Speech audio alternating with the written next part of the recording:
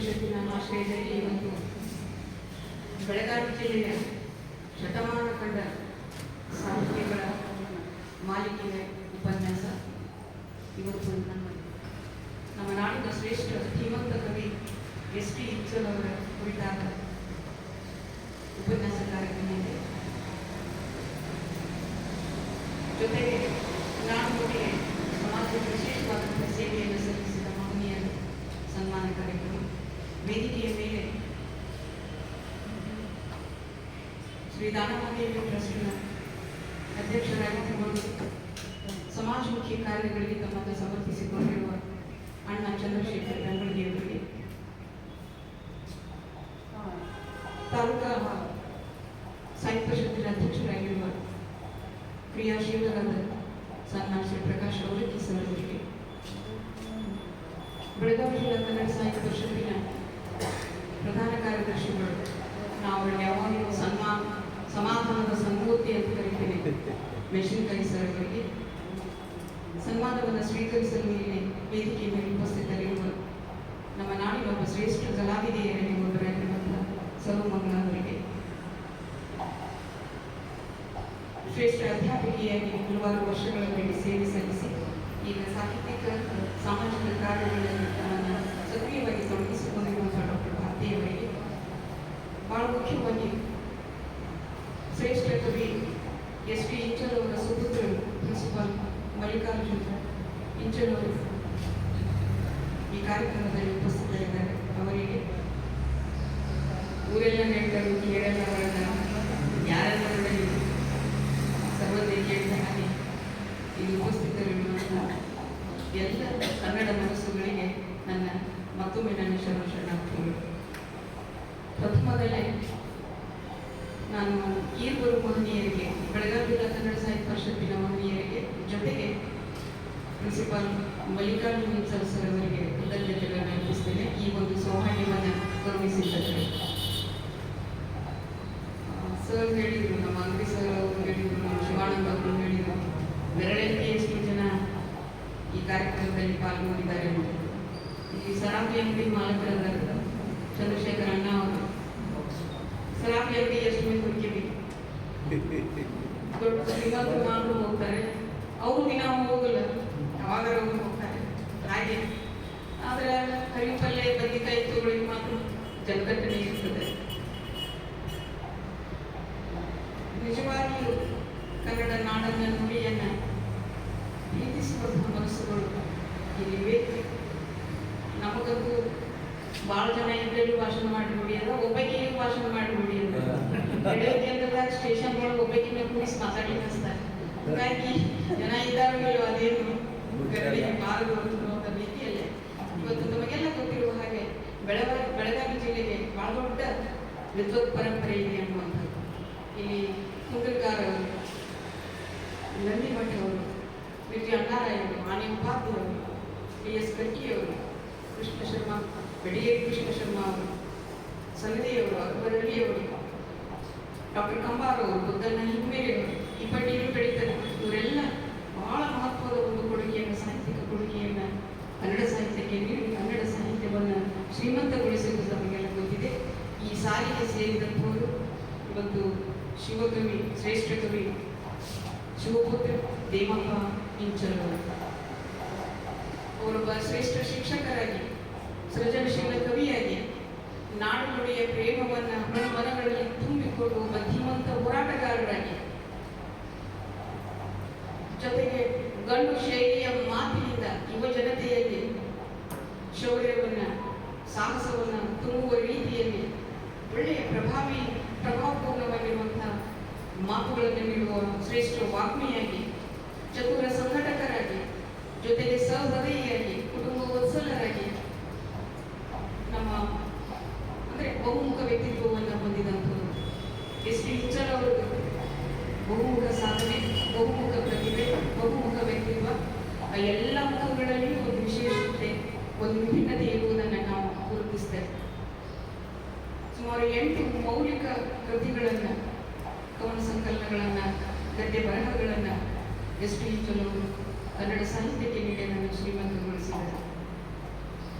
ಬೆಳಗಾವಿ ಜಿಲ್ಲೆಯ ಸಾಂಸ್ಕೃತಿಕ ಜೀವನದಲ್ಲಿ ಒಂದಾಗಿ ಕನ್ನಡ ಪರ ಚಟುವಟಿಕೆಗಳಿಗೆ ಸ್ಫೂರ್ತಿಯ ಚಿಲುಮೆಯಂತಿದ್ದಂಥ ಇವರು ಏಪ್ರಿಲ್ 1, 1913 ಹಿರೇಬಾಗೇವಾಡಿಯ ಪ್ರಾಥಮಿಕ ಶಾಲೆಯ ಶಿಕ್ಷಕರಾಗಿದ್ದಂಥ ಸನ್ಮಾನ್ಯ ಶ್ರೀ ದೇವಪ್ಪ ಅವರು, ಜೊತೆಗೆ ಓದು ಬರಹ ಬಾರದ ಆದರೆ ಒಳ್ಳೆಯ ಸನ್ನಡೆಯ ಸುಸಂಸ್ಕೃತ ವ್ಯಕ್ತಿತ್ವವನ್ನು ಹೊಂದಿದಂತಹ ಬಸಮ್ಮನವರ ಪುಣ್ಯ ಉದರದಿಂದ ಜನಿಸಿದರು.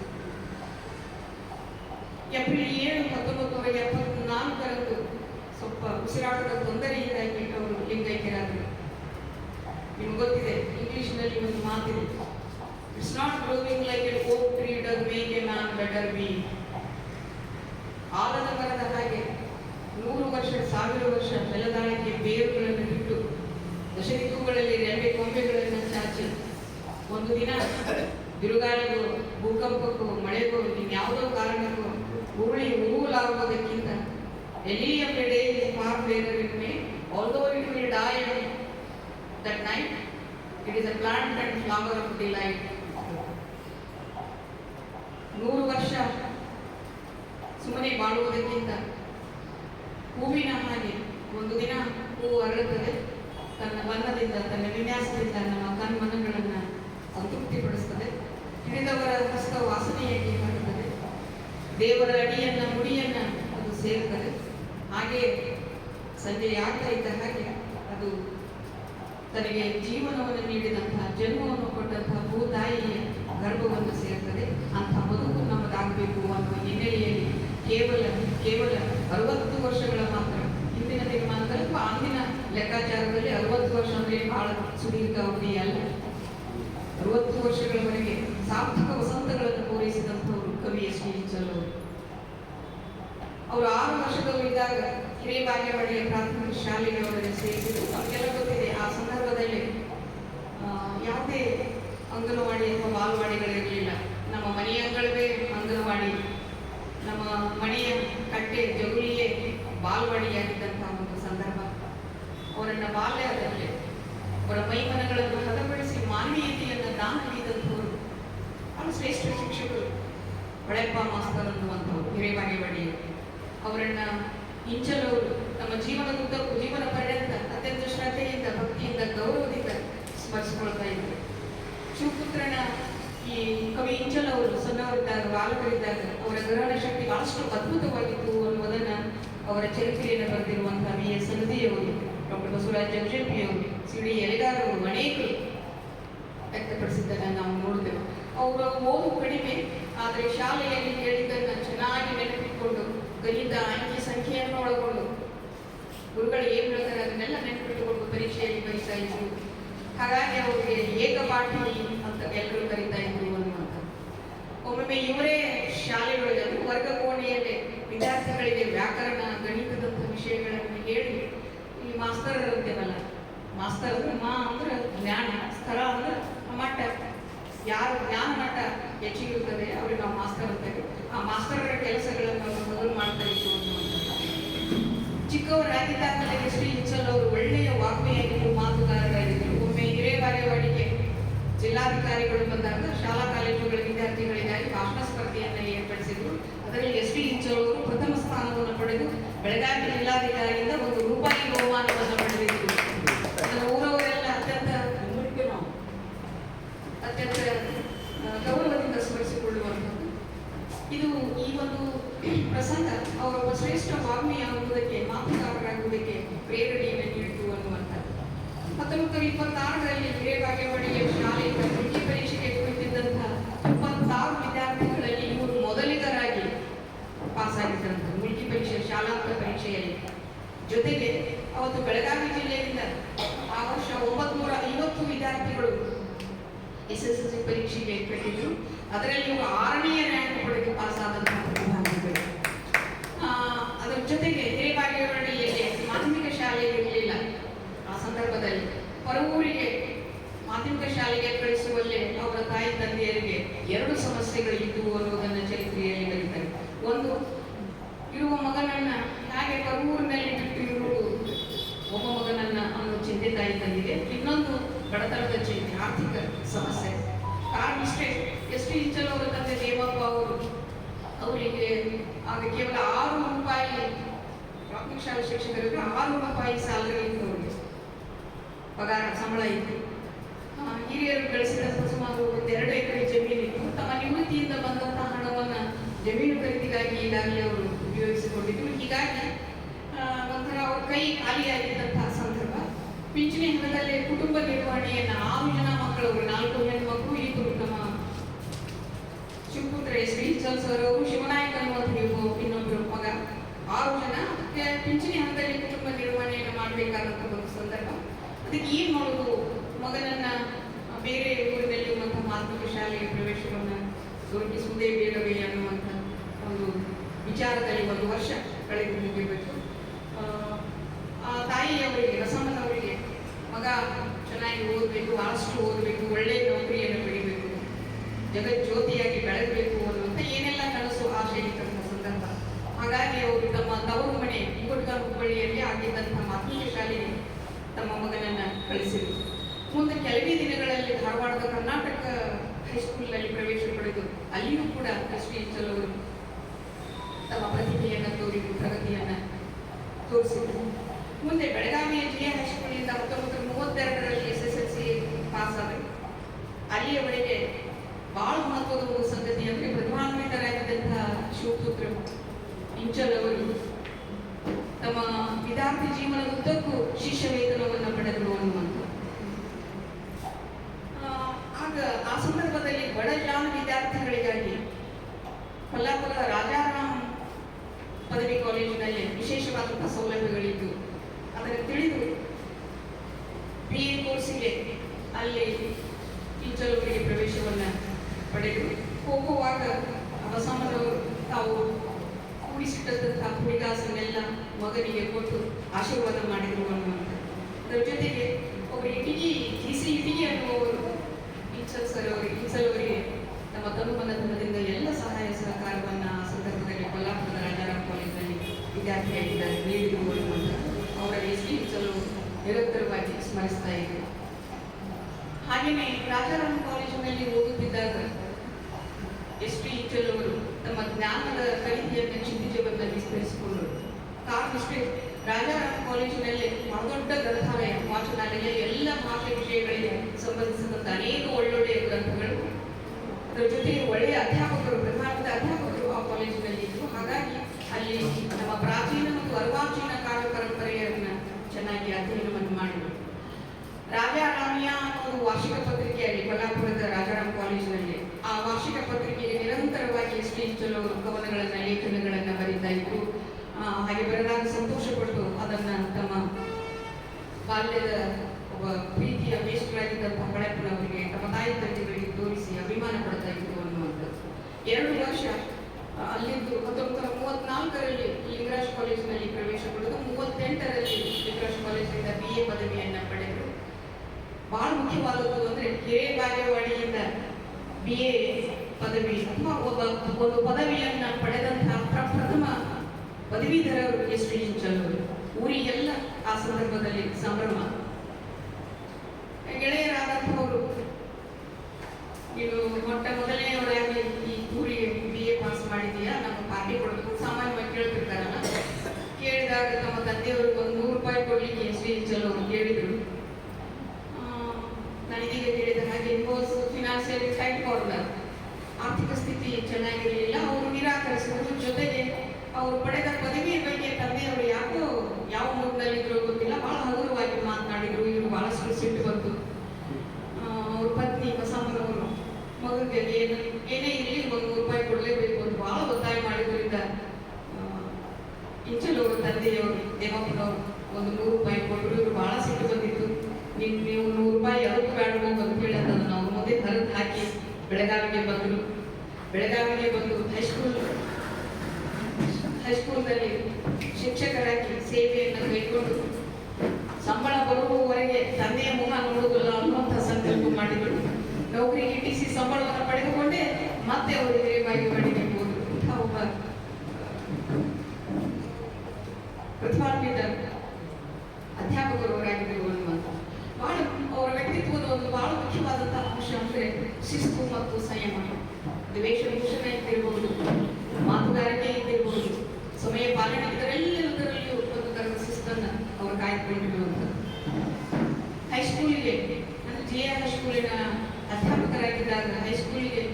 ಸೈಕಲ್ ಮೇಲೆ ಕೂತ್ಕೊಂಡು ಹೋಗ್ತಾ ಇದ್ರು. ಸೈಕಲ್ ಕುಳಿತಾ ಹೋಗಿ ವಿದ್ಯಾರ್ಥಿಗಳ ಜೊತೆಗೆ ಅಲ್ಲಿ ಆವರಣದಲ್ಲಿ ಕ್ಯಾಂಪಸ್ನಲ್ಲಿ ಪ್ರಾರ್ಥನೆ ಅವ್ರ ಜೊತೆಗೆ ನಿಂತ್ಕೊಂಡು ಮಾಡಿ ಆಮೇಲೆ ನೇರವಾಗಿ ಅವರು ಕ್ಲಾಸ್ ರೂಮ್ಗೆ ಹೋಗ್ತಾ ಇದ್ರು.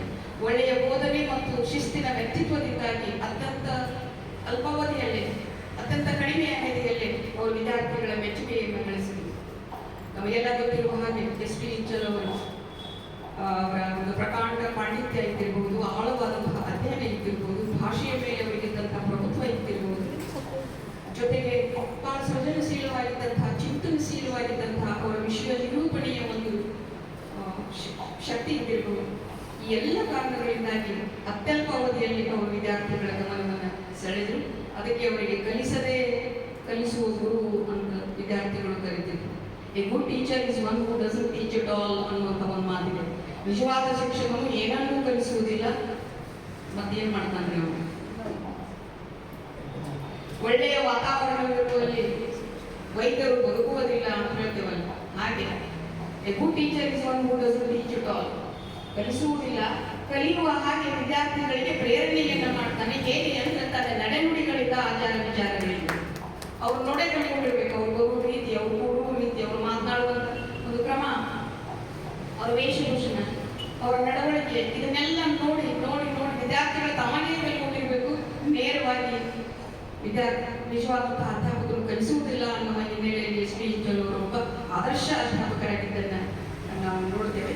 ಜೊತೆಗೆ ಅವರು ಕನ್ನಡ ಪ್ರಾಥಮಿಕ ಶಾಲಾ ಶಿಕ್ಷಕ ತರಬೇತಿಯ ಮೊದಲು ಪ್ರಾಧ್ಯಾಪಕರಾಗಿ ಆಮೇಲೆ ಪ್ರಾಚಾರ್ಯರಾಗಿ ಸುಮಾರು 10 ವರ್ಷಗಳವರೆಗೆ ಸೇವೆಯನ್ನು ಸಲ್ಲಿಸಿದರು. ಆಮೇಲೆ 3 ವರ್ಷ ಹುಬ್ಬಳ್ಳಿಯ ಕನ್ನಡ ಪ್ರಾಥಮಿಕ ಶಾಲಾ ಶಿಕ್ಷಕರ ತರಬೇತಿ ಕೇಂದ್ರದಲ್ಲಿ ಸೇವೆಯನ್ನು ಸಲ್ಲಿಸಿ ಅಲ್ಲಿಯ ಶಿಕ್ಷಣದ ಗುಣಮಟ್ಟವನ್ನು ಹೆಚ್ಚಿಸುವುದರ ಜೊತೆಗೆ ಆಡಳಿತದಲ್ಲಿ ಒಂದು ರೀತಿಯ ಶಿಸ್ತನ್ನ ಅವರು ಅಳವಡಿಸಿದಂತಹ ಕೀರ್ತಿಗೆ ಪಾತ್ರರಾದರು.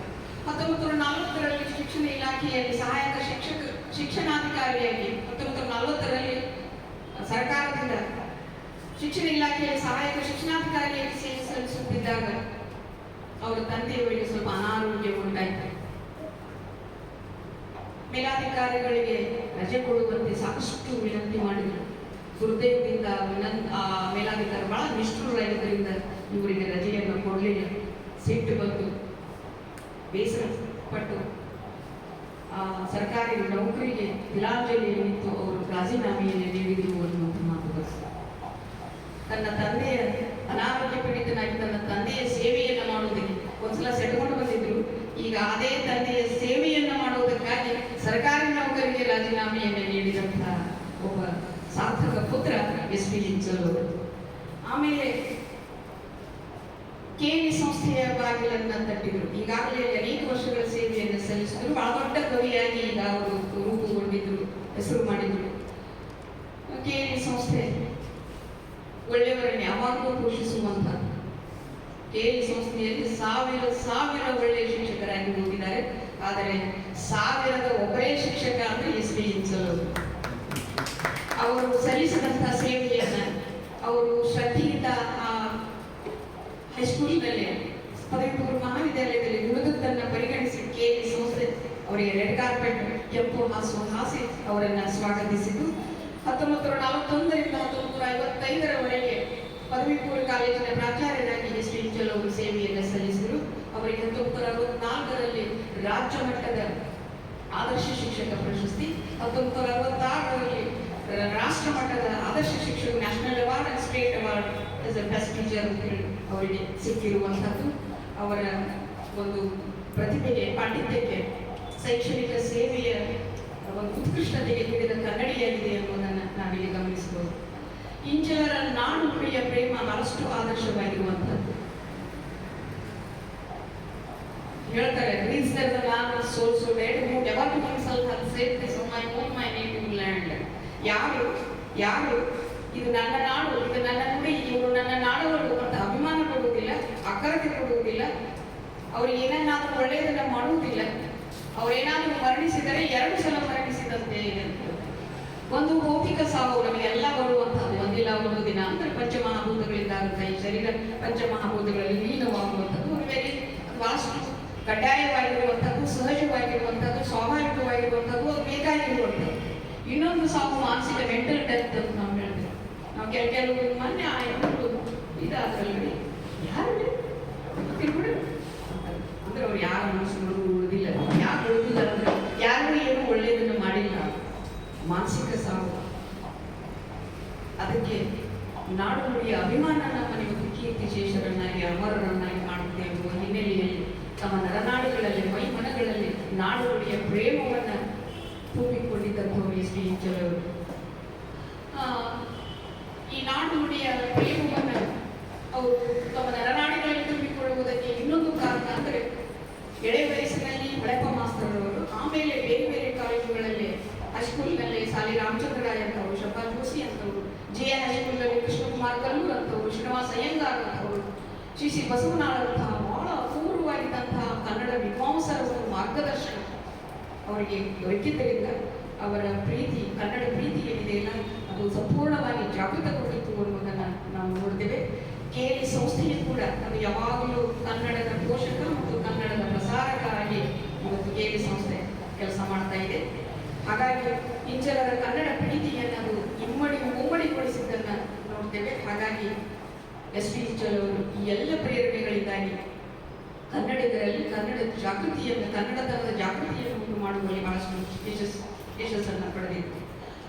ಅವರು 1955ರಲ್ಲಿ ನೌಕರಿಗೆ ಸೇರಿದ ಮರನೇ ವರ್ಷ 1956ರಲ್ಲಿ ಪ್ರಥಮವಾಗಿ ರಾಜ್ಯೋತ್ಸವವನ್ನು ಆಚರಿಸುವಂತಹ ಸಂದರ್ಭ. ಬಹಳ ಅದ್ದೂರಿಯಾಗಿ ಅರ್ಥಪೂರ್ಣವಾಗಿ ಅವರನ್ನು ಒಂದು ಸಂದರ್ಭವನ್ನು ಜೆ ಹೈಸ್ಕೂಲಲ್ಲಿ ಆಚರಿಸಿರುವುದನ್ನು ನಾವು ನೋಡ್ತೇವೆ. ಹಾಗೆಯೇ ನಾಡ ಹಬ್ಬವನ್ನು ಲಿಂಗರಾಜ್ ಕಾಲೇಜಿನ ಸಭಾಗೃಹದಲ್ಲಿ ಸುಮಾರು 9 ದಿನಗಳವರೆಗೆ ವೈವಿಧ್ಯಮಯವಾದಂತಹ ಕನ್ನಡ ಪರ ಸಾಂಸ್ಕೃತಿಕ ಕಾರ್ಯಕ್ರಮಗಳನ್ನು ಏರ್ಪಡಿಸುವುದರ ಮೂಲಕ, ಉಪನ್ಯಾಸಗಳನ್ನು, ವಿಚಾರ ಸಂಕಿರಣಗಳನ್ನು ಏರ್ಪಡಿಸುವುದರ ಮೂಲಕ ಗಡಿಭಾಗದಲ್ಲಿ ಕನ್ನಡತನವನ್ನು ಉತ್ತೇಜಿಸುವಂತಹ ಕಾರ್ಯದಲ್ಲಿ ಬಹಳ ದೊಡ್ಡ ಪಾತ್ರವನ್ನು ಆಡಿದಂಥವರು ಎಸ್ ಟಿ ಇಂಚಲ್ ಅವರು ತಮ್ಮನ್ನು ಸಂಪೂರ್ಣವಾಗಿ ಆ ಸಂದರ್ಭದಲ್ಲಿ ತೊಡಗಿಸಿಕೊಂಡಿದ್ದರು. 1943ರಲ್ಲಿ ಲಿಂಗರಾಜ್ ಕಾಲೇಜಿನ ಆವರಣದಲ್ಲಿ ಇಂಚಲ್ ಅವರು ಸಂಘಟಿಸಿದಂತಹ ಬಹಳ ವಿಶೇಷವಾದ ಕನ್ನಡ ಉತ್ಸವ ಎಲ್ಲರ ಗಮನವನ್ನು ಸೆಳೆದಿರುವಂಥದ್ದು. ಬಹುಶಃ ನಮ್ಮ ನಾಡ ಹಬ್ಬವನ್ನು ಅದ್ದೂರಿಯಾಗಿ ಮುಂದಿನ ವರ್ಷಗಳಲ್ಲಿ, ಆನಂತರದ ವರ್ಷಗಳಲ್ಲಿ ಆಚರಿಸುವುದಕ್ಕೆ ದೊಡ್ಡ ಪ್ರೇರಣೆಯನ್ನು ನೀಡುವುದರ ಜೊತೆಗೆ ಇವತ್ತು ನಮ್ಮ ಸರ್ಕಾರ ಏನು ಬೇರೆ ಬೇರೆ ಐತಿಹಾಸಿಕ ಸ್ಥಳಗಳಲ್ಲಿ ಹಬ್ಬಗಳನ್ನು ಆಚರಿಸ್ತಾ ಇದೆ. ಹಂಪಿ ಉತ್ಸವ ಇರಬಹುದು, ಬೆಳವಡಿಯಲ್ಲಿ ಮಲ್ಲಮ್ಮನ ಉತ್ಸವ, ಕಿತ್ತೂರು ಉತ್ಸವ, ಈ ಎಲ್ಲ ಉತ್ಸವಗಳ ಒಂದು ನೀಲನಕ್ಷೆ, ಬ್ಲೂ ಪ್ರಿಂಟ್ ಏನಿದೆಯಲ್ಲ ಅದನ್ನು ತಯಾರಿಸಿಕೊಟ್ಟಂಥವ್ರು ಎಸ್ ಟಿ ಇಂಚಲ್ ಅವರು. ಹೇಗೆ ಅಂದರೆ ಲಿಂಗರಾಜ್ ಮಹಾವಿದ್ಯಾಲಯದ ಕೇಂದ್ರ ಸಭಾಗೃಹದಲ್ಲಿ ನಾಡು ಹಬ್ಬವನ್ನು ಆಚರಿಸುವುದರ ಮೂಲಕ ಅದರಿಂದ ಈ ಎಲ್ಲ ಕನ್ನಡಿಗರು ಈ ಉತ್ಸವಗಳನ್ನು ಆಚರಿಸುವುದಕ್ಕೆ ಪ್ರೇರಣೆಯನ್ನು ಪಡೆದರು ಅನ್ನುವಂಥದ್ದು. ಅದರ ಜೊತೆಗೆ 1971ರಲ್ಲಿ ಬೆಳಗಾವಿ ಜಿಲ್ಲೆಯ ಪ್ರಪ್ರಥಮ ಕನ್ನಡ ಸಾಹಿತ್ಯ ಸಮ್ಮೇಳನ ಏರ್ಪಡಿತು. ಆಗ ಗುಜ್ಜಿ ಅಣ್ಣಾರಾಯರು, ಇವತ್ತು ಮಗ್ಲದ ಮೆಟಗುಡ್ಡ ಅವರು ಹೇಗೆ ಹಾಗೆ ಗುಜ್ಜಿ ಅಣ್ಣಾರಾಯರು ಅಧ್ಯಕ್ಷರಾಗಿದ್ದರು. ಎಸ್ ಟಿ ಇಂಚಲ್ ಅವರು ಸ್ವಾಗತ ಸಮ್ಮೇಳನದ ಅಧ್ಯಕ್ಷರಾಗಿದ್ದರು. ಹಾಮನಾಯಕ ಅವರು ಸಮ್ಮೇಳನದ ಸಭಾಧ್ಯಕ್ಷರಾಗಿದ್ದರು. ಬೇಂದ್ರೆ ಅವರು ಈ ಸಮ್ಮೇಳನವನ್ನು ಉದ್ಘಾಟಿಸಿದರು. ನೋಡ್ರಿ ಅರ್ಥಾತ್ ದಿಗ್ಗಜರುಗಳೆಲ್ಲ, ಜೊತೆಗೆ ಆರ್ ಸಿ ಹಿರೇಮಠ ಅವರಿಗಿರ್ಬೋದು, ಆನೆ ಉಪಾಧ್ಯಾಯ ಇರ್ಬೋದು, MS ಸುಖಾಪುರ ಅವರು, ಮತ್ತೆ ಬೆಡಗೇರಿ ಕೃಷ್ಣ ಶರ್ಮಾ ಅವರು, ಚಳಿಗಲ್ ಕಣಿವೆ ಅವರು, ಇಂಥ ಎಲ್ಲ ದಿಗ್ಗಜರನ್ನ, ನಾಡಿನ ಸಾಹಿತ್ಯ ಲೋಕದ ದಿಗ್ಗಜರನ್ನ ಆಹ್ವಾನಿಸುವಂತಹ ಒಂದು ಬಹಳ ದೊಡ್ಡ ಕಾರ್ಯವನ್ನ, ಆ ಮೂಲಕ ಈ ದಿಗ್ಗಜರನ್ನ ಕನ್ನಡಿಗರಿಗೆ ಪರಿಚಯಿಸುವಂತಹ ಒಂದು ಮಹಾನ್ ಕೆಲಸವನ್ನು ಮಣಿಯವನ್ನು ಮಾಡಿದಂಥವರು ಎಸ್ ಟಿ ಇಂಚಲ್ ಅವರು.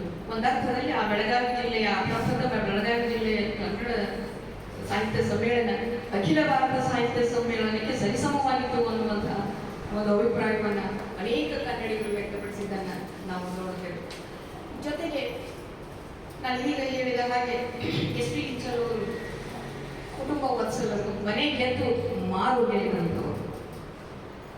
ಪತ್ನಿ ಕಮಲಮ್ಮ ಬಹಳ ಬಂಧು ಬಳಗದ ಆತಿಥ್ಯವನ್ನು, ಬಂಧು ಬಳಗದ ಬೇಡಗಳನ್ನು ಪೂರೈಸುವುದರಲ್ಲಿ, ಅವರಿಗೆ ಸ್ಪಂದಿಸುವುದರಲ್ಲಿ, ಒಳ್ಳೆಯ ವಿಚಾರವನ್ನು ನೀಡುವುದರಲ್ಲಿ ಎತ್ತರಿಕೆಯಾಗಿದ್ದಂಥವರು. 4 ಮಕ್ಕಳು 4 ಸಹಧರ್ಮಿಣಿ ಸತಿ ಹೆಬ್ಬೆರಳು ಅಂತ ಕುವೆಂಪು ಅವರು ಬರೀತಾರೆ ನಮ್ಮ ಕುಟುಂಬದ ಬಗ್ಗೆ. 4 ಮಕ್ಕಳು 4 ಇದು ಒಂದು ಸತಿ ಅನ್ನೋದು ಒಂದು ಹೆಬ್ಬೆರಳು, ಇದೆಲ್ಲ ಕುಡಿದ್ರಿಂದ ಈ ಕೈ ಆಗಿದೆ ಅಂತ ಅವ್ರು ಬರೀತಾರಲ್ಲ. ಹಾಗೇನೆ ಎಸ್ ಟಿ ಇಂಚಲ್ ಅವರು 4 ಮಕ್ಕಳು, ಪ್ರಿನ್ಸಿಪಾಲ್ ಮಲ್ಲಿಕಾರ್ಜುನ ಇಂಚಲ್ ಸರ್ ಅವರು ಇದ್ದಾರೆ, ಅವರು ಮೊದಲನೆಯವರು. ಆಮೇಲೆ ಉಮಾಕಾಂತ್ ಅವರು, ಆಮೇಲೆ ಅಶೋಕ್ ಅವರು, ಆಮೇಲೆ ಉಷಾ ಅಂತ ಅವ್ರ ಮಗಳು, ಎಸ್ ಪಿ ಇಂಚಲ್ ಅವ್ರ ಮಗಳು. ಅವರೆಲ್ಲ ಒಳ್ಳೊಳ್ಳೆಯ ಹುದ್ದೆ. ಸರ್ ಅವರ ತಂದೆಯ ಹಾಗೆ ಕೆಎಲ್ ಸಂಸ್ಥೆ ವಿವಿಧ ಮಹಾವಿದ್ಯಾಲಯಗಳಲ್ಲಿ ಪ್ರಾಚಾರ್ಯರಾಗಿ ಅತ್ಯುತ್ತಮವಾದಂತಹ ಸೇವೆಯನ್ನು ಸಲ್ಲಿಸಿ ತಮ್ಮ ತಂದೆಯ ಸಿರಿಮುಡಿಗೆ ಹೂವನ್ನು ತರುವ ರೂಪದಲ್ಲಿ ಇವತ್ತು ಕನ್ನಡತನವನ್ನ ಬೆಳೆಸ್ತಾ ಇದ್ದಾರೆ. ಅವರು ಸಮಾರಂಭದಲ್ಲಿ ಇದ್ದದ್ದು ಬಹಳಷ್ಟು ಸಂತೋಷವನ್ನ, ನಮಗೆ ಸಂಭ್ರಮವನ್ನ ಉಂಟು ಮಾಡಿರುವಂತಹ. ಬೆಳಗಾವಿಯ ಸಾರ್ವಜನಿಕರು ಇಂಚಲರನ್ನ ಮೌಖಿಕವಾಗಿ ಗಂಡು ಗವಿ ಎಂದು ಕರೆದು ಸನ್ಮಾನಿಸಿದ್ದನ್ನ ನೋಡುತ್ತೇವೆ. ಇಂಚಲರು ತಮಗೆಲ್ಲ ಗೊತ್ತಿರುವ ಹಾಗೆ ನವೋದಯದ ಕವಿಯವರು, ಆ ಕಾಲದಲ್ಲಿ ಇದ್ದಂಥವರು. ಹಾಗಾಗಿ ನವೋದಯದ ಕವಿಗಳ ಒಂದು ಕವಿತೆಗಳಲ್ಲಿ, ಕವನಗಳಲ್ಲಿ ಬಹಳ ಅದ್ಭುತವಾಗಿರುವಂತಹ ಒಂದು ಪ್ರಾಸ ಜೋಡಣೆ ಇರ್ತದೆ, ಗೇಯತೆ ಇರ್ತದೆ, ಲಯ ಇರ್ತದೆ, ಸಂಗೀತಾತ್ಮಕ ಗುಣ ಇರ್ತದೆ. ಜೊತೆಗೆ ಅವರು ನಿಸರ್ಗದ ಕುರಿತಾಗಿ, ಜೀವನದ ಆದರ್ಶ ಮೌಲ್ಯಗಳ ಕುರಿತಾಗಿ, ನಾಡು ನುಡಿಯ ಶ್ರೇಷ್ಠತೆಯ ಕುರಿತಾಗಿ, ಒಳ್ಳೆಯ ಸಾಧಕರ ಕುರಿತಾಗಿ ತಮ್ಮ ಕವನಗಳನ್ನು ಬರೆದಿದ್ದಾರೆ, ಅಥವಾ ಇಂಥ ಒಂದು ವಿಷಯ ಸಾಮಗ್ರಿಯನ್ನ ಅವರ ಕಾವ್ಯದಲ್ಲಿ ನಾವು ನೋಡ್ತೇವೆ. ಜೊತೆಗೆ ಕನ್ನಡ ನಾಡು ನುಡಿಯ ಪ್ರೇಮ ಮತ್ತು ಅಪ್ಪಟ ದೇಶ ಪ್ರೇಮ, ದೇಶಾಭಿಮಾನ ಅವರ ಕವಿತೆಗಳಲ್ಲಿ ಇರುವುದನ್ನು ನೋಡ್ತೇವೆ. ಇಂಚಲು 8 ಕೃತಿಗಳು ನಡಿಗೆಯಲ್ಲಿ ಹೇಳಿದ ಹಾಗೆ ತರಂಗಿಣಿ, ಸ್ನೇಹ ಸೌರಭ, ಡಿಂಡಿಮ, ಕಿತ್ತೂರು ಕ್ರಾಂತಿ, ಮಹಾಂತ ಮಹಿಮೆ, ಭಾವಶ್ರೀ ಅನ್ನುವಂತಹ 8 ಮೌಲಿಕ ಕೃತಿಗಳನ್ನು ನೀಡಿದ್ದಲ್ಲದೆ ಕರ್ನಾಟಕ ದರ್ಶನ ಅನ್ನುವಂತಹ ಒಂದು ಕವನ ಸಂಕಲನ. ಇದು ಕನ್ನಡ ನಾಡಿನ ಎಲ್ಲ ಶ್ರೇಷ್ಠ ಉತ್ಕೃಷ್ಟ ಕವಿಗಳ ಕವನ ಸಂಕಲನ. ಇದಕ್ಕೆ ಹಮಾನಾಯಕ ಅವರು, ವಿಕ್ರಮ ಗೋಕಾಕ್ ಅವರು ಮುನ್ನುಡಿಯನ್ನು ಬರೆದಿರುವಂಥದ್ದು. ಆಮೇಲೆ ವಿಜಯ ದುಂದುಬಿ ಅನ್ನುವಂಥದ್ದು ಬೆಳಗಾವಿ ಜಿಲ್ಲೆಯ ಎಲ್ಲ ಶ್ರೇಷ್ಠ ಕವಿಗಳ ಕವನ ಸಂಕಲನ. ಇವುಗಳನ್ನೆಲ್ಲ ಪ್ರಕಟಗೊಳಿಸುವಂತಹ ಒಂದು ಹೊಣೆ BS ಅವರು ಬರೀತಾರೆ. ಅದನ್ನು ಎಸ್ ಟಿ ಇಂಚಲ್ ಅವರು ಗೊತ್ತುಕೊಂಡಿರುವಂಥದ್ದು. ಜೊತೆಗೆ ನಮ್ಮ ಬೆಳಗಾವಿ ಜಿಲ್ಲೆಯ ಇನ್ನೊಬ್ಬ ಶ್ರೇಷ್ಠ ಕವಿಯಾಗಿದ್ದಂಥ DS ಕರ್ಕಿ ಅವರ ಜೊತೆಗೆ ಬಣ್ಣದ ಚೆಂಡು ಅನ್ನುವಂತಹ ಮಕ್ಕಳ ಕವನ ಸಂಕಲನವನ್ನ ಎಸ್ ಟಿ ಇಂಚಲ್ ಅವರು ಪ್ರಕಟಪಡಿಸಿದರು. ಕಿತ್ತೂರು ರಾಣಿ ಚೆನ್ನಮ್ಮ, ಸಂಗೊಳ್ಳಿ ರಾಯಣ್ಣ ಹೆಸರು ಕೇಳಿದ್ರೆ ಸಾಕು. ಕಿತ್ತೂರು ನಾಡಿನ ಭವ್ಯ ಪರಂಪರೆ, ಅದರ ಇತಿಹಾಸ, ಆ ನಾಡಿನ ಜನರ ಶೌರ್ಯ ಸಾಹಸಗಳ ಬಗ್ಗೆ ಬಹಳ ವೀರಾವೇಶದಿಂದ ನಮ್ಮ ಎಸ್ ಟಿ ಇಂಚಲ್ ಅವರು ಹಾಡ್ತಾ ಇದ್ರು, ಬರಿತಾ ಇದ್ರು. ಒಂದು ಸುಮ್ಮನೆ ಒಂದು ಉದಾಹರಣೆ, ನಿದರ್ಶನ, ಒಂದು ಸ್ಯಾಂಪಲ್ ಇದೆ. ಒಂದು ಜಾನಪದ ಧಾಟಿಯಲ್ಲಿ ಲಾವಣಿಯನ್ನ, ಬಹಳ ಸುದೀರ್ಘವಾಗಿರುವಂತಹ ಲಾವಣಿ, ಒಂದೆರಡು ಸಾಲುಗಳನ್ನ ಇಲ್ಲಿ ನಾನು ಪ್ರಸ್ತಾಪ ಮಾಡ್ತೇನೆ. ನಿಮ್ಮ ಮುಂದ ಕಥೆಯೊಂದು ಚಂದ ಮಾಡಿ ಹೇಳ್ತೀನ, ಗಂಡನಾಡ ಕಿತ್ತೂರಿನ ಕ್ರಾಂತಿಯನ್ನ ಮಾನವ ನಿಮಗ ಧ್ವನಿ ಇಲ್ಲ, ಪ್ರಯತ್ನ ಮಾಡ್ಕೊಂಡಿದ್ರೆ. ನಿಮ್ಮ ಮುಂದ ಕಥೆಯೊಂದು ಚಂದ ಮಾಡಿ ಹೇಳ್ತೀನ, ಗಂಡನಾಡ ಕಿತ್ತೂರಿನ ಕ್ರಾಂತಿಯನ್ನ ಮನಸ್ಸು ಕೊಟ್ಟ ಕೇಳಿದರ ಮೈನವರೇಳುವಂಥ ವೀರರ ಚೆನ್ನಮ್ಮನ ಚರಿತೆಯನ್ನ ವಿರಂಜಾರ ಎರುಳು ಹೋರಾಡಿ ಕಿತ್ತೂರವರು ಕತ್ತಿ ರಕ್ತ ಸುರಿದು ಭಯಂಕರ ಗಂಡುತನ ಮೆರೆದು ನಮ್ಮ ಕುಂಡ ಕಿತ್ತೂರು ನಾಡಿಗಾಗಿ, ಗಂಡುತನ ಮೆರೆದು ನಮ್ಮ ಕುಂಡ ಕಿತ್ತೂರು ನಾಡಿಗಾಗಿ ಬಂಡ ಮಾಡಿ ಮಾಡಿದವರ ಕಥಾಂತರ ಗೀಯದ ಇಳಿಕೆ ಸ್ವರದೊಳಗೆ.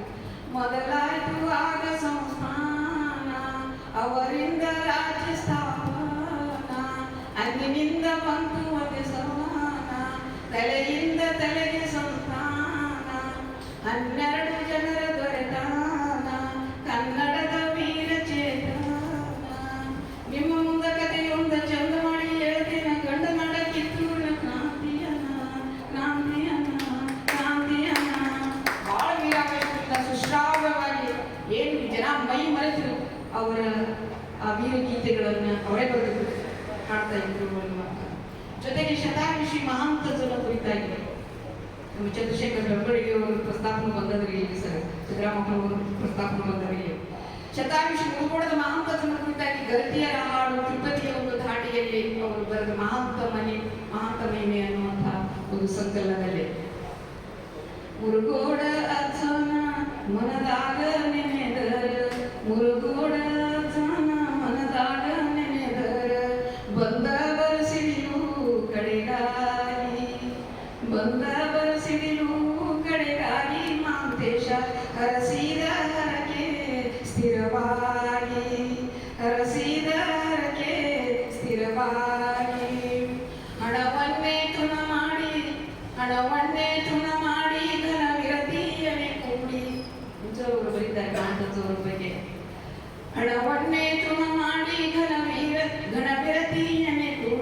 ಪ್ರಣವ ನಡಿಗಳಿಗೆ ಶ್ರುತಿ ಮಾಡಿ, ಪ್ರಣವ ನಡಿಗಳಿಗೆ ಶ್ರುತಿ ಮಾಡಿ ಮಾಂತೇಶ ತನಿಸಿದೆ ಭಕ್ತರ ಬಗೆ ನೋಡಿ, ತನಿಸಿದೆ ಭಕ್ತರ ಬಗೆ ನೋಡಿ. ಹಸುಳೆಯ ಮನದವರ ನಸುನಗೆಯ ಬೀರವರ, ಹಸುಳೆಯ ಮನದವರ ನಸುನಗೆಯ ಬೀರವರ, ವಸುಧೆಗೆ ಸುಧಿಯ ತಂದವರ, ವಸುಧೆಗೆ ಸುಧಿಯ ತಂದವರ ಮಾಂತೇಶ ಬಸವಣ್ಣನಂತೆ ಎಸೆವವರ. ನೋಡ್ರಿ ಅದು ಎಸೆವವರ, ಬಸವಣ್ಣನಂತೆ ಎಸೆವವರ, ಸುಧೆ ಅಮೃತ ತಂದವರ. ತೆಳ್ಳನ ಪಾದಕ ಬೆಳ್ಳಿಯ ಆಳುವೆ, ಬೆಳ್ಳಿಯ ಬೆತ್ತ ಬಲಗೈಗೆ, ಬೆಳ್ಳಿಯ ಬೆತ್ತ ಬಲಗೈಗೆ ಹಿಡಕೊಂಡ ಮೆಲ್ಲಗ ಸದರ ಇಳದಾರ, ಮೆಲ್ಲಗ ಸದರ ಇಳದಾರ. ಬೆಂಬಳಿಗೆ ಬಂಧುಗಳ ಬೈತಾರ ವಯಸ್ಸಿಸಲು. ಯಾಕೆ ಅಂದ್ರೆ ಬೆಂಬಳಿಗೆ ಚಂದ್ರಶೇಖರ ಅಣ್ಣವರು ತಂದೆಯವರು ಸಿದ್ದರಾಮಪ್ಪ ಬೆಂಬಳಿಗೆಯವರು ಅವರನ್ನು ಇಲ್ಲಿ ಸ್ಮರಿಸಬೇಕು. ಅವರು ಮುರುಗೋಡ ಮಹಾಂತಜ್ಜನವರ ಮೀಸಲು ಮಂತ್ರವರು, ಸತತ ಅವ್ರ ಜೊತೆಗೆ ಇರುವಂಥವರು. ನಮ್ಮ ತಂದೆಯವರು ಆಗಾಗ ಹೇಳ್ತಿದ್ರು, ಅಮಾವಾಸ್ಯ ದಿನ ಜನಜಾತ್ರೆ ಮುರುಗೋಡ ಮಠದಲ್ಲಿ ಶಿವಾನುಭವ ಕೋಣೆ ಅಂತ ಒಂದು ಕೋಣೆ ಇದೆ, ಅಲ್ಲಿ ಮಹಾಂತಜ್ಜನವರು ಕುಳಿತುಕೊಳ್ತಾ ಇದ್ರು. ಮುಂಜಾನೆಯಿಂದ ಸಂಜೆವರೆಗೂ ಜನ ಬರೋದೇ ಬರೋದೇ, ಸಣ್ಣ ಕೋಣೆ ಎಂತೆಂಥವ್ರು ಎಲ್ಲರೂ ಬರೋದು, ಒಂಥರ ಉಸಿರುಗಟ್ಟಿದಂಗೆ ಆಗ್ತಿತ್ತು ಮಹಾಂತಜ್ಜನವ್ರಿಗೆ. ಒಂದಿನ ಅವ್ರಿಗೆ ಹೊರಗೆ ಬಂದಾಗ ಇವರು ಬೆಂಬಳಿಗೆ ಸಿದ್ದರಾಮಪ್ಪನವರು ನಮ್ಮ ಪಾರ್ಕ್ ಹೋಗಿದ್ದವ್ರಿಂದ ನಮ್ಮ ತಂದೆಯವರಿಗೆ ಹೇಳ್ತಾರೆ, ಸರ್ ನೋಡ್ರಿ ಎಂತ ಹೆಂಗಂದ್ರೆ ಸಣ್ಣದಾಗಿದ್ರಿ ಪಾಡೆ ನೋಡ್ರಿ ಅಜ್ಜ ಅವ್ರ ಮುಖ ಏನ್ ಎಲ್ಲಾ ತರದ ಮಂದಿ ಒಳಗೆ ಹೋಗ್ರಿ ಪಾಪ ಉಸಿರುಗಟ್ಟಿ ಹೆಂಗ ಇದು ನೋಡ್ರಿ ಅಂತಿದ್ರು. ಅಂದ್ರೆ ನಮ್ಮ ತಂದೆಯವರು ಹೇಳ್ತಿದ್ರು, ಒಬ್ಬ ಶಿವಯೋಗಿಯ ಬಗ್ಗೆ ಇಷ್ಟು ಪ್ರೀತಿಯಿಂದ ಇಷ್ಟು ಕಾಳಜಿಯಿಂದ ವಿಚಾರಿಸುವಂತಹ ಭಕ್ತರನ್ನ ನಾನು ಎಲ್ಲೂ ನೋಡಿಲ್ಲ. ಅಂದ್ರೆ ಮಹಾಂತಜ್ಜನವರ ಮುಖದ ಒಂದು ಸಣ್ಣ ಗೆರೆಯಲ್ಲಿಯೂ ಕೂಡ ಏನಾದರೂ ಒಂದು ಬದಲಾವಣೆಯಾದರೆ ಅದನ್ನು ನೋಡುವಂತಹ, ಗುರುತಿಸುವಂತಹ, ಅದಕ್ಕೆ ಮಿಡಿಯುವಂತಹ ಹೃದಯ ಸಿದ್ದರಾಮಪ್ಪ ಬೆಂಬಳಿಗೆಯವರದಾಗಿತ್ತು ಅಂತ ನಮ್ಮ ತಂದೆಯವರು ಬಹಳಷ್ಟು ಸಲ ಹೇಳ್ತಾ ಇದ್ದಾರೆ. ಅದಕ್ಕೆ ಅವರು ಮೀಸಲು ಭಕ್ತರು, ಅವ್ರ ಬಗ್ಗೆನೂ ಎಷ್ಟೇ ಇಂಚಲು ಅವರು ಬರೀತಾರೆ. ಬೆಂಬಳಗಿ ಬಂಧುಗಳ ಭಕ್ತಿಗೆ ಕೊನೆ ಇಲ್ಲ, ಬೆಂಬಳಗಿ ಬಂಧುಗಳ ಭಕ್ತಿಗೆ ಕೊನೆ ಇಲ್ಲ. ಏನ್ ಸುದೈವ ಮಗ ಇಲ್ಲಿದ್ದಾರೆ, ನಮಗೂ ಸುದೈವ ಇದೆ ಹೇಳುವುದು ಕೇಳುವುದು.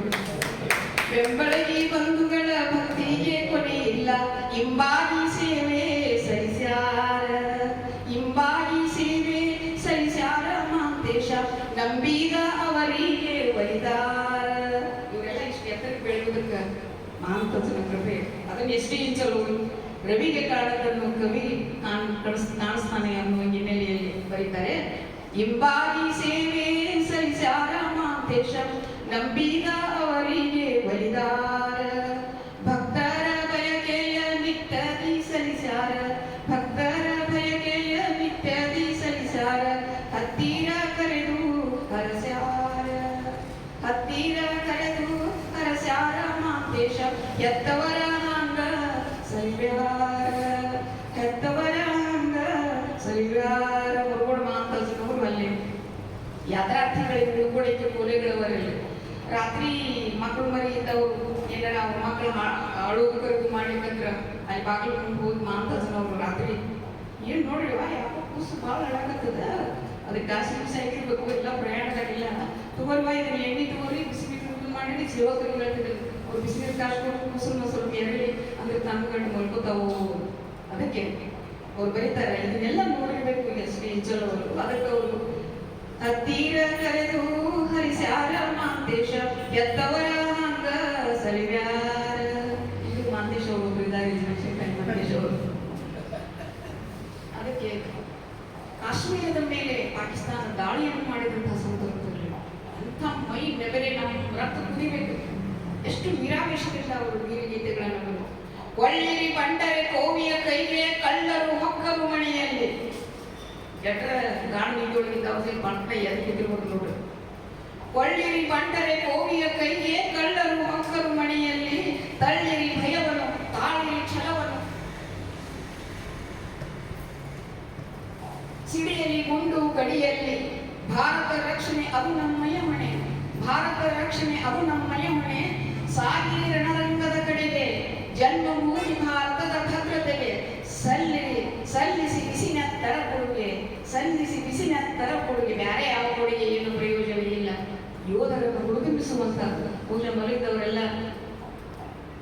ಎದ್ದು ಕೂತಿರ್ಬೇಕು, ಎದ್ದು ಕೂತವರೆಲ್ಲ ಎದ್ದು ಓಡಿರಬೇಕು ಯುದ್ಧ ಭೂಮಿಗೆ ಅನ್ನುವ ರೀತಿಯಲ್ಲಿ ಪ್ರೋತ್ಸಾಹವನ್ನು ಸೂಚನೆ ಕೊಡುವಂಥ 100 ದೇವರುಗಳನ್ನು ನೂಗಾಜೆ ದೂರ ಭಾರತಾಂಬೆಯು ನಮ್ಮ ಪೂಜಿಸುವ ಭಾರತ ನಮ್ಮ ಕುವೆಂಪು ಹೇಳಿದ ಹಾಗೆ ಭಾರತದ ಮಾತೆಯನ್ನ ಮನಸ ಆರಾಧಿಸಿದಂಥವರು ಎಸ್ ಡಿ ಇಂಚಲವರು ಹಾಗೂ ಅನೇಕ ದೇಶಭಕ್ತಿ ಗೀತೆಗಳನ್ನು ನಾಡು ನುಡಿಯ ಪಾರಮ್ಯವನ್ನು ಸಾರುವಂತಹ ಅನೇಕ ಗೀತೆಗಳನ್ನು ಅವರು ಇಲ್ಲಿ ಬರೆದಿದ್ದಾರೆ.